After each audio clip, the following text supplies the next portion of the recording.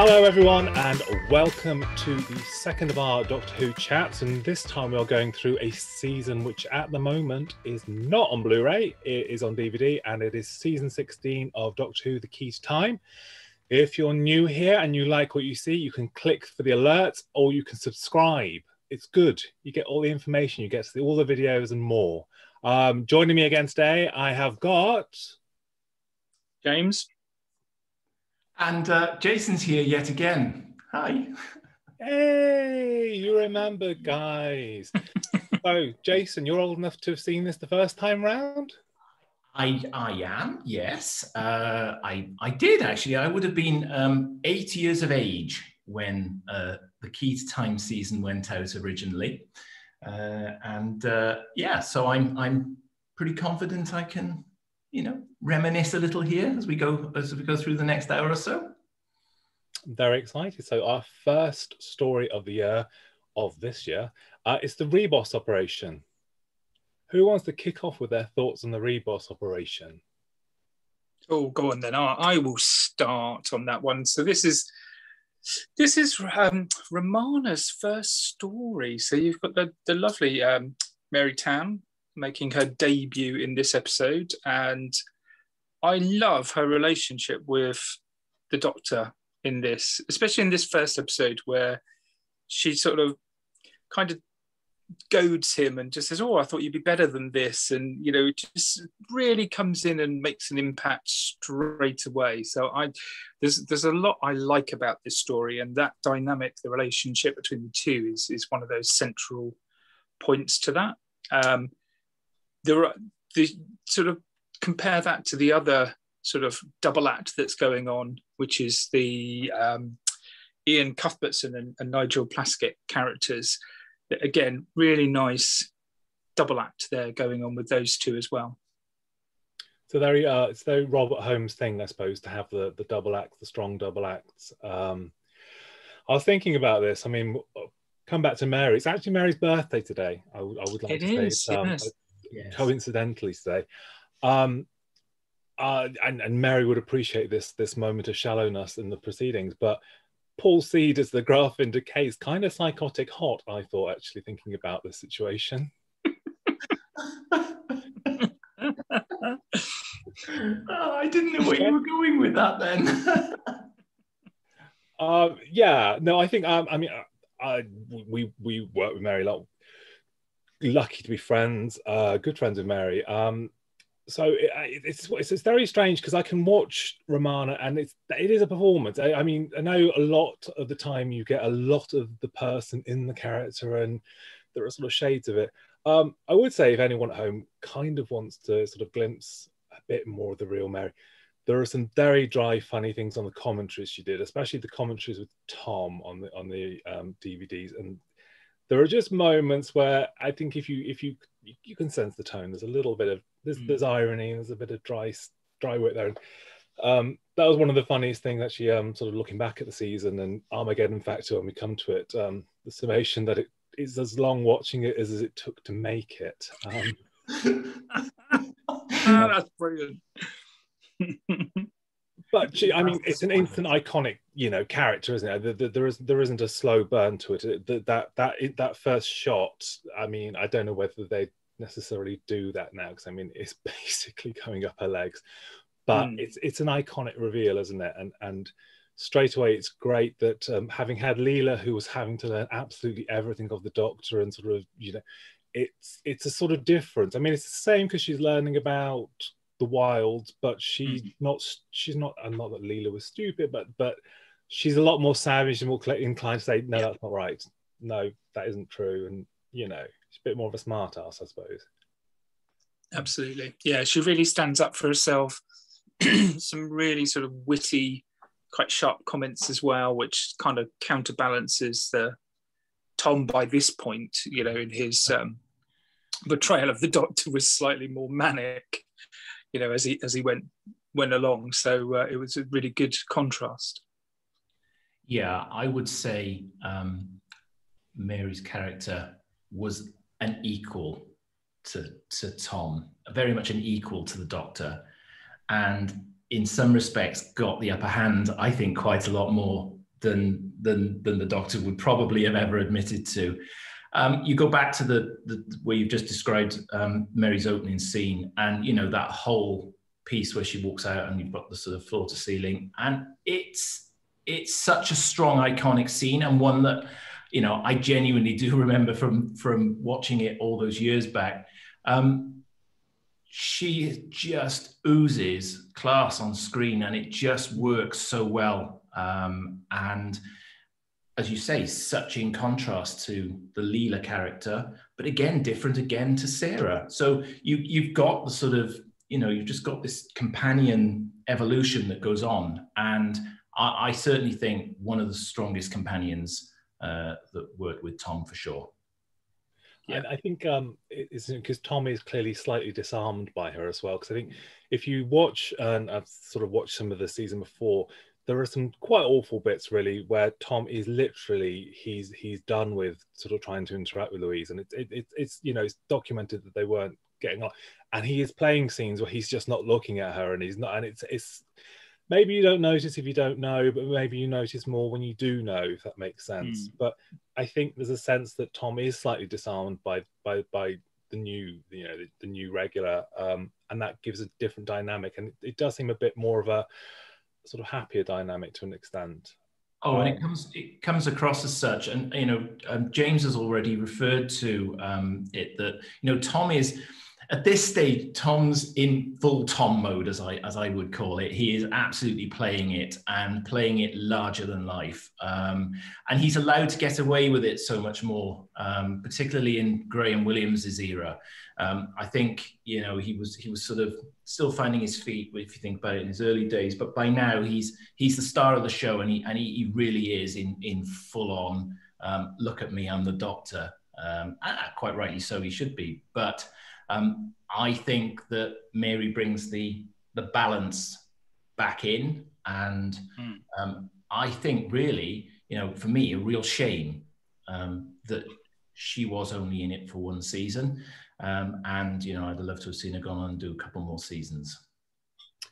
So the opening is, I mean, it's considering it's setting it up for the year, as it were. You do have this kind of slightly relaxed moment where basically an old guy with a cocktail and a farmer's hat says, "Do you know what?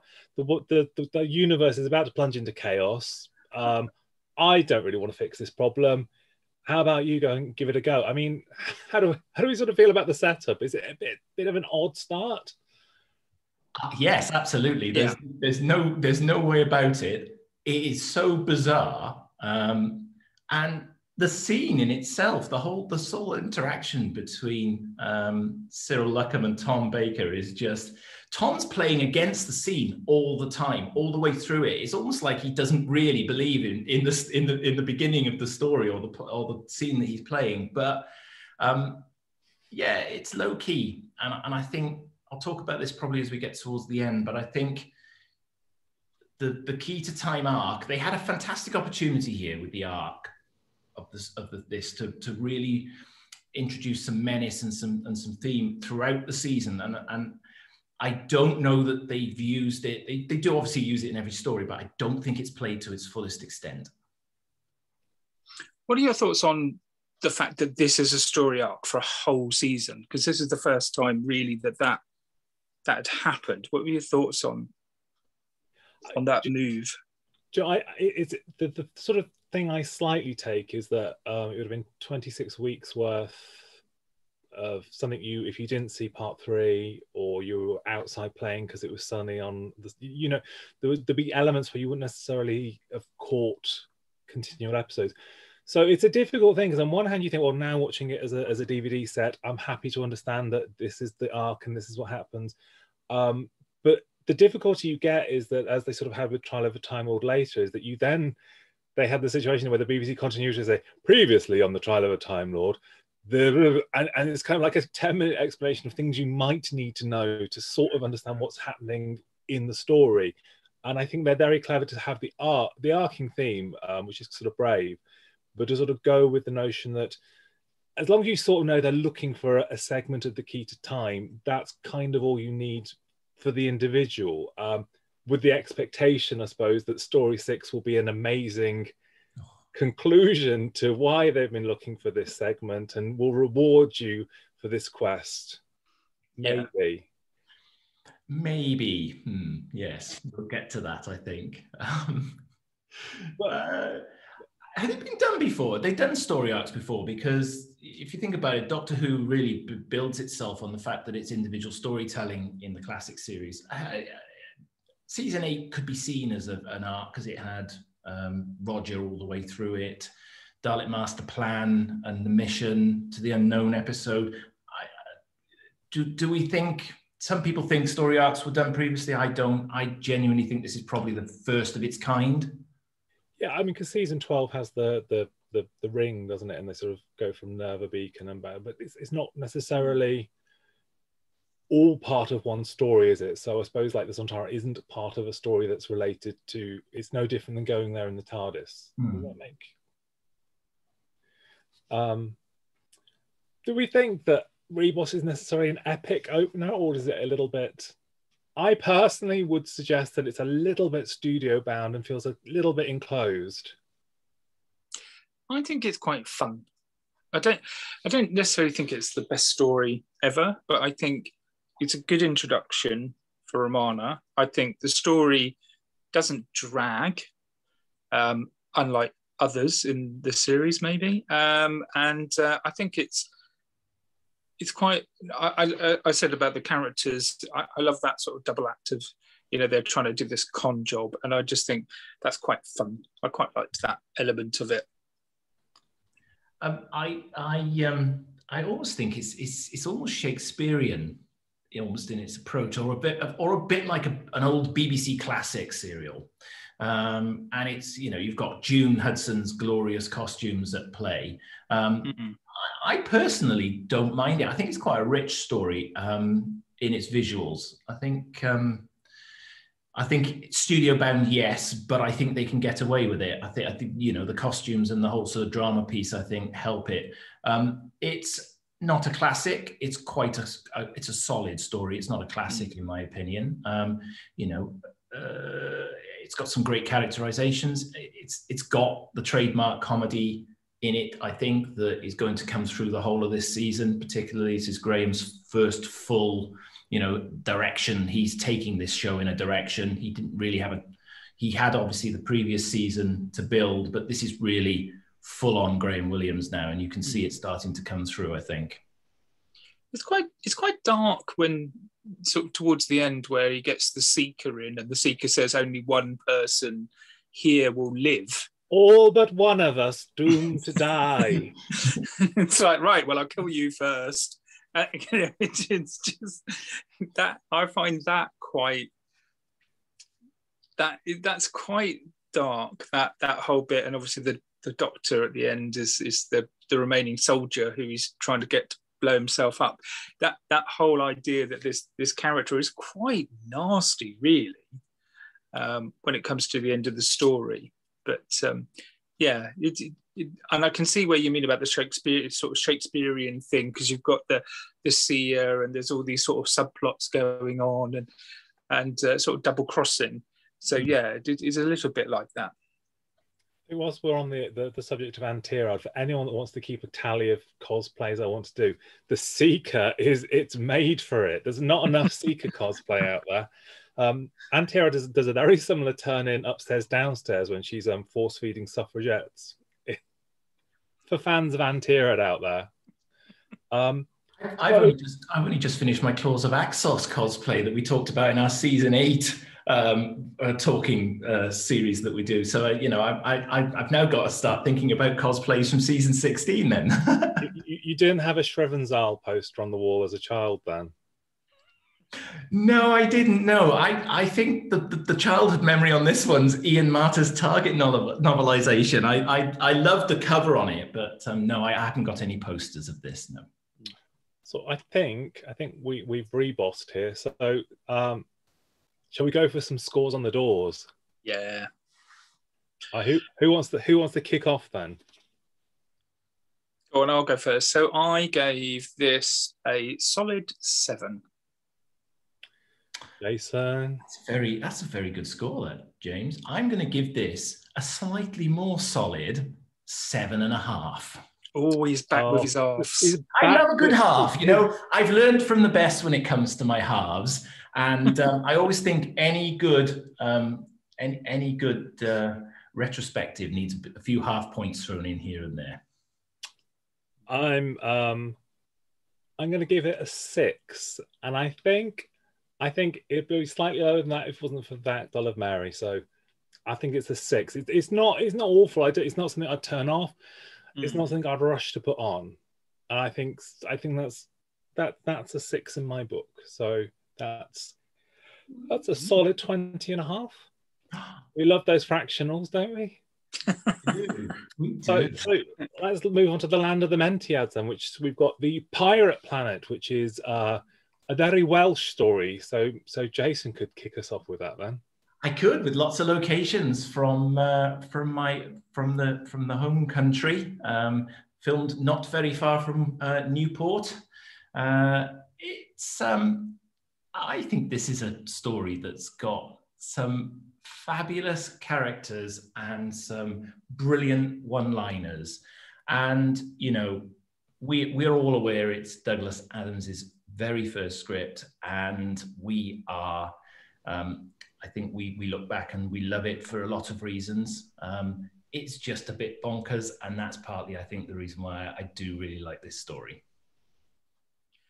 There's a lot of big concepts in this, and I know they actually had to sort of narrow some of these down in order to make the episode. But the idea that they're inside a planet which they're using then to sort of devour other planets, and you've got the holograms, and you know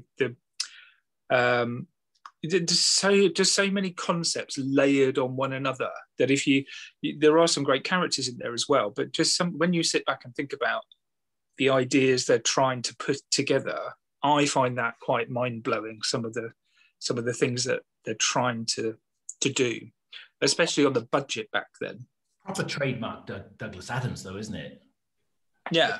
I think we did, from all good stock is available here, we did a Who Talk commentary for the Pirate Planet, and one of the things we did was we got James Goss, who adapted the scripts as the novelization. And it was fascinating, actually, because he went in quite a lot of detail about actually a lot of the concepts which you sort of get referenced on screen, but were part of a bigger concept in earlier drafts and sort of, you know, scaled back. So there's all sorts of themes here that you get sort of little tips of, which you sort of watch on screen and think, oh, that's not really gone anywhere, or that's not. But because basically Douglas's ideas were so big for it, it was sort of, I mean, like they reference Earth, and Earth is the next target. And obviously there was an early draft where Douglas wanted people running around the streets screaming in London as the skies darkened, and, you know, the apocalypse came, which obviously in 1978 the BBC they're like, probably not going to go that. We'll go do some location filming down the road from Pennant's holiday home, but we're not doing the apocalypse. We've got the road to Ever Vale. Exactly. Go down a mine, but I mean, people sort of seem to divide, I think, on Bruce Purchase as the pirate captain. I think he does a great performance. If you're going to be, you've got to go either big, sort of the Graham Crowden big, or subtle. And I think he does do some quite tender moments, actually. He does. He's quite right. He's playing it up very heavily, but actually, as his story unfolds as you come through, it's actually such a tragic story, really, for the character, the way he sort of ends up. I just love the robot parrot. You finally you get the robot, you know, adversary for Canine, don't you? I suppose. Yeah, it's quite. That's like, you know, the ultimate, the battle. You know, you just want Canine and the robot parrot. You know, that's it. What more could you want? Polyphase Avatron would be merched to the hilt now, wouldn't he? He'd be T-shirts, travel cards, remote control. He'd be everywhere, wouldn't he? Yeah, it's an interesting one. and obviously, the nurse turns out to be the. I mean, the sport. If you're watching this without having seen the show, there's something wrong with you. We're spoiling rotten today, aren't we? But you know, it is nice that the nurse is obviously the one behind it all. And die, you old fool, die! What's not to love about that? Yeah, I mean, I'm stealing anecdotes here, but I mean, as it's Mary's birthday, I'm going to keep stealing some Mary anecdotes here, because people may or may not know, Primy and Mary were friends, as was David from back in the day. And actually, Mary had the story that Primy and Mary were dating each other's boyfriends as they swapped, essentially. So Roger Carey, who ended up marrying Primrose, was dating Mary, and Mary's husband Marcus was dating Primy. The upshot of this being, and I've delivered this story terribly badly, if they'd have stuck with the original partners instead of swapping and marrying the other one, Mary would have become Mary Carey and Primy would have become Primrose Ringrose. So it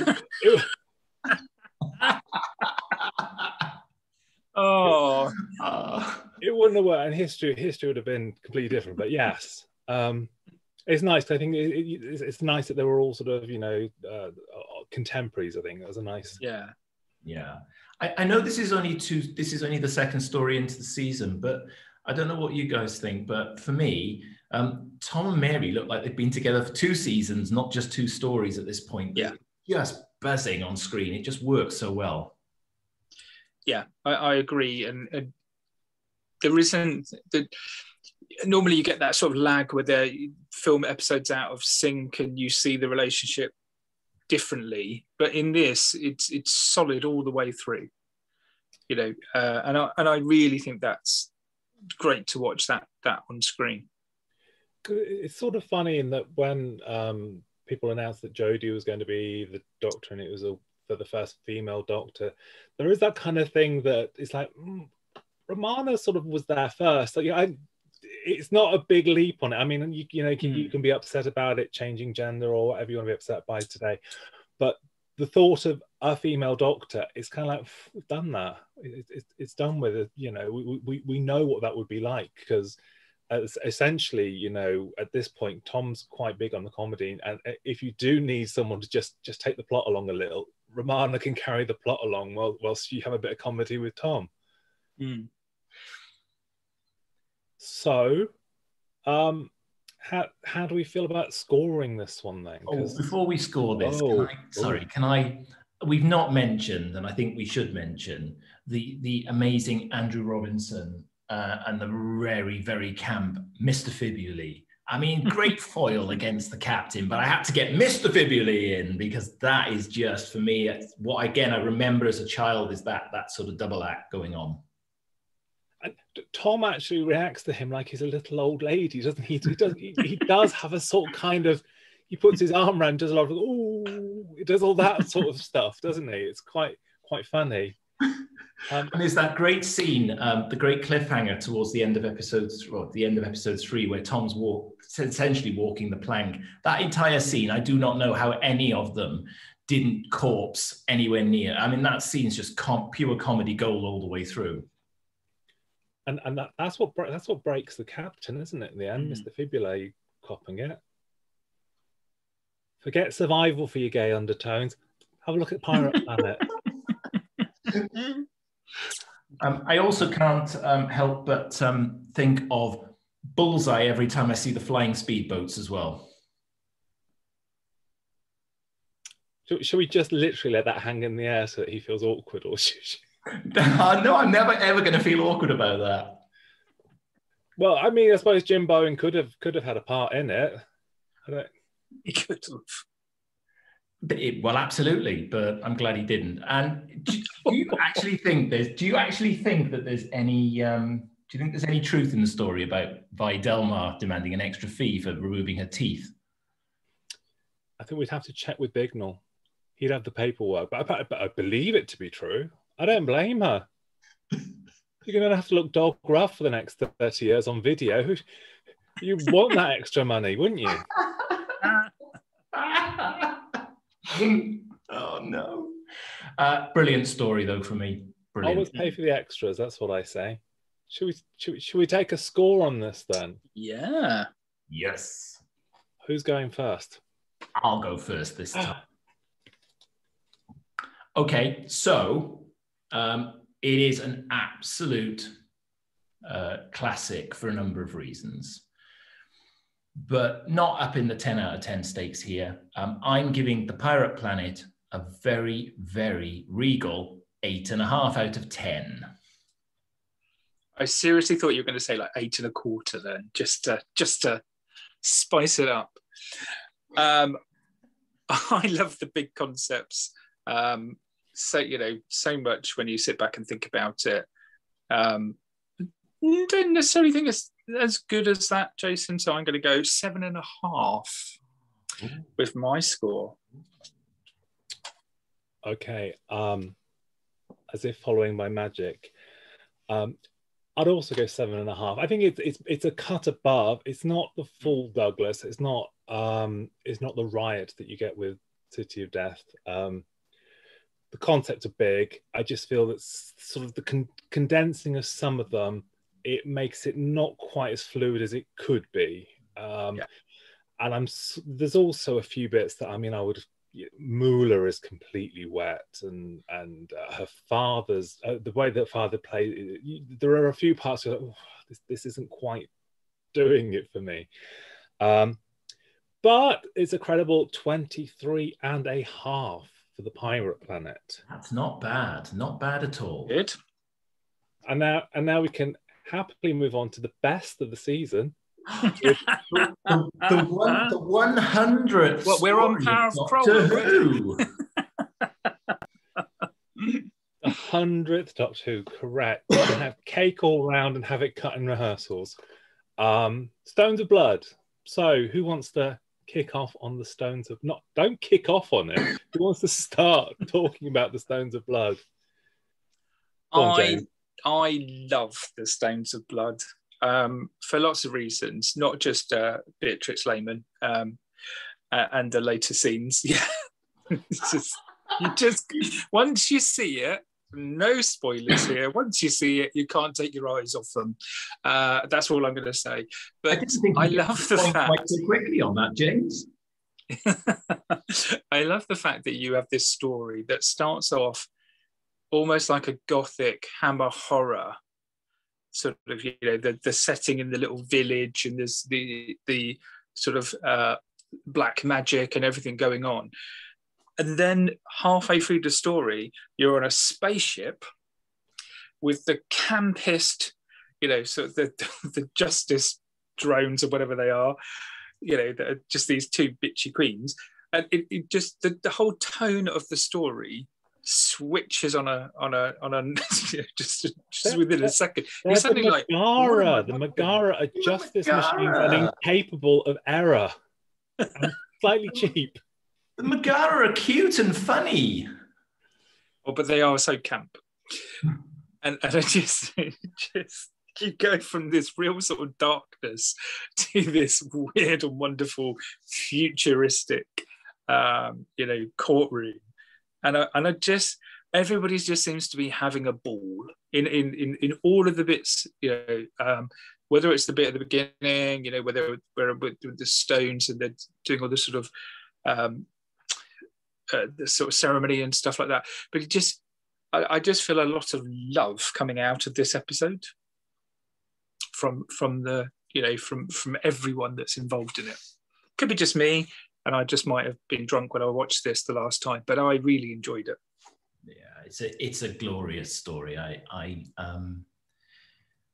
watched it a couple of times over the years, and the younger me was terribly scared by the ogre. But for me, I think it's a hugely watchable story. There's a really intelligent tale being told, I think. And you know what? I think it's a very, very solid contribution to this season.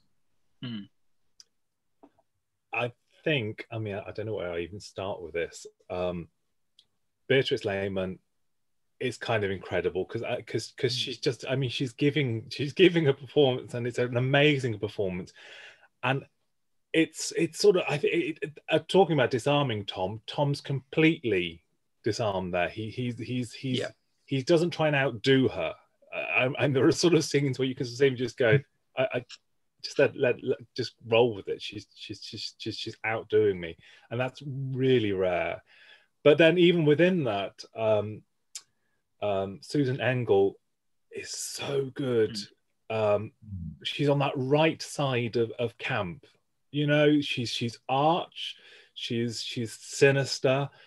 It's a bigger performance than you'd get. I mean, you wouldn't get a sort of appearance in Coronation Street or something, but it's the right pitch, and it carries it. I mean, it's I can't sort of praise it enough. I mean, the jokes about carrying a truncheon and getting arrested for having an offensive weapon, and it's great. I mean, I'm continuing our sort of theme here. When we did the Who Talk commentary, which is available from all good stockists, Susan said, she said, and I won't quite phrase it the way she phrased it, but she did say essentially when we were playing it, we were lesbians. You know, that there isn't just subtle undertone. That's how we were playing it. That we were a couple. You know, it's that's fine. It's not, you know, it's sort of incidental to it all, but the whole thing has got such sort of great icon, and it is that switch, isn't it? You have the hammer horror, like you said, of the darkness and the crows. I mean, if I'm out in the garden now and I hear a crow, I'm sort of like, get the flat cap on. And then it goes a bit space opera, but within that, I mean, the gruesome, or perhaps one of the most gruesome parts, is the campers. I mean, when she puts the hand, I'm doing the hand now. When she puts the hand on the stone, and it's you know, it's a horrible.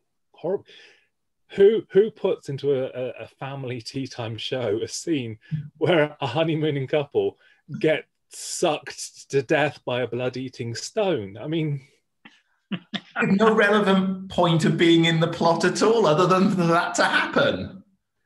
Exactly. I mean, interesting. It's probably one of the few Doctor Who stories where the amount of females in the cast outnumbers the amount of men. I wrote that. Wrote that down on my notes. I mean, you know, appropriate sort of not in some ways, but it is interesting because it's so unusual for Doctor Who to do that.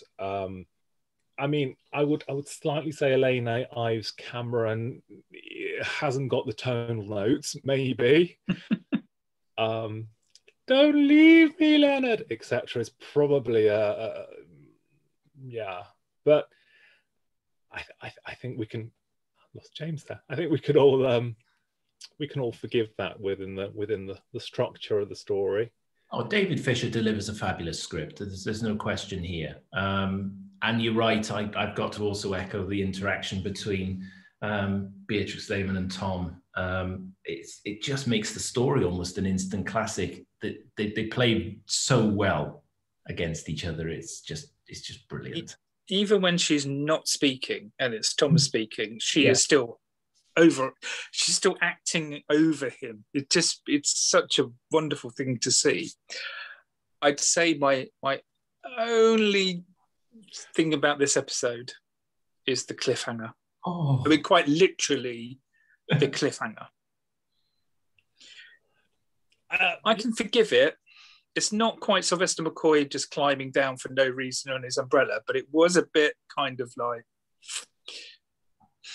I mean, I think the gist, I mean, it's just slightly the execution of it. The gist is, I suppose, that she's meant to have used the segment's properties to transform and reimagine all that stuff to imitate Romana. No, to imitate the Doctor, to lure Romana off the cliff. I mean, not quite sure why she's trying to lure Romana off the cliff, other than that 24 and a half minutes have passed.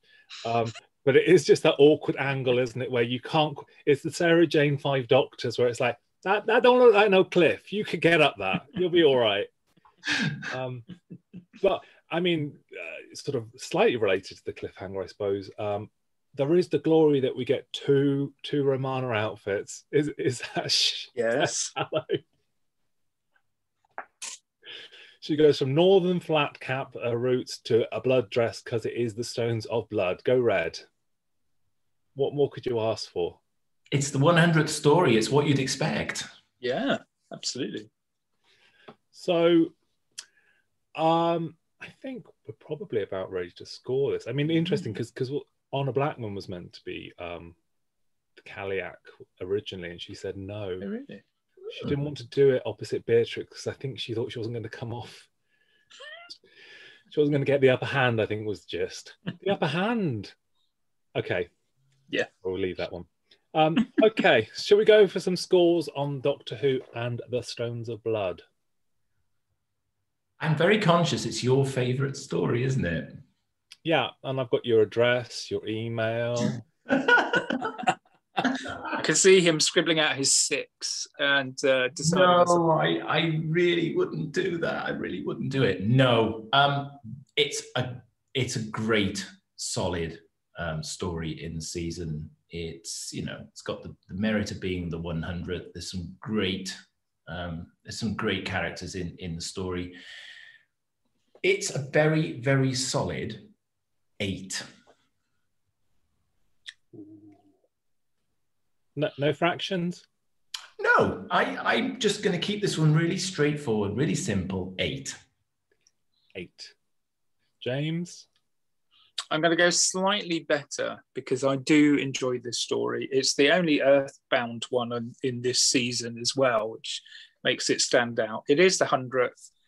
It is brilliant. And I am going to give it a 9. Tense, isn't it? It's tense. I literally, I think there's probably only a handful of stories that I would do this for. I did one on the last video, so it's never too early for a 10 from Shirley, and I'm giving Stones of Blood 10. I love it. I watch it all day long. I would take that one all day long. Literally love it. Which gives it a very commanding 27 out of 30. I think wow. I think we have an early favourite. We might have. I'm not sure whether we need to do the other stories now.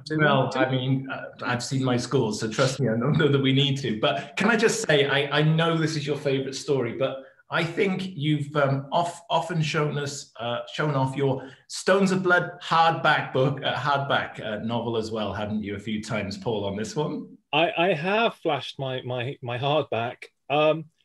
I would actually just say as a comment on the novelization, the original Terrence Dicks novelization of it is terrible. It is a proper page a minute job. It sort of loses a lot of the atmosphere, the character. It paddles through it in about 100 pages. It's a show, which is obviously why David redid it for the audio, and the audio Go version is actually very good. So check that out if you can still get it. I presume you can still download it. So like Romana on the cliff, we're going to divide this video into 2 parts. So come back very shortly. If this is historical, you can probably just click on the box here to watch part 2. And we shall see you very soon.